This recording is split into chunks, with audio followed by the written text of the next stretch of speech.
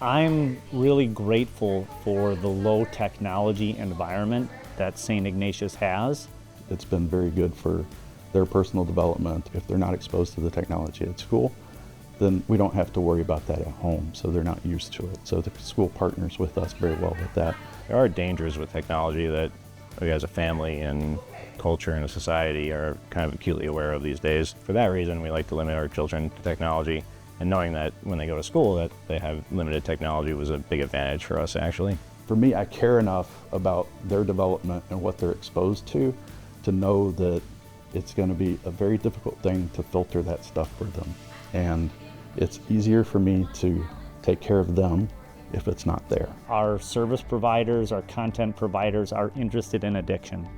I mean, there are documentaries on this, there's data on this. What used to be a 30-second YouTube video is now a 6-second YouTube video. The technology is just becoming more and more oriented towards capturing people without thought, preventing them from having that processing. And so I really think you're limiting a child's ability to think, to be educated, to grow and foster the more time they spend on that technology.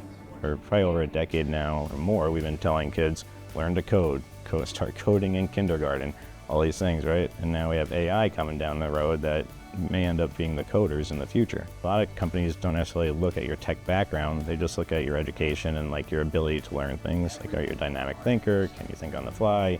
Are you flexible? I've been a software engineer for over 20 years, and I can tell you the technology changes so rapidly today that whatever you learned last year isn't what you're going to use next year. So you're not really preparing your child in that sense. Exposing them to a particular technology isn't going to be all that advantageous to them. It's the problem-solving skills and the communication skills that they need to develop and to apply that into the tools that we give them. A classical school helps the kids prepare for that because of the education techniques that they have, like the Socratic method is a discussion.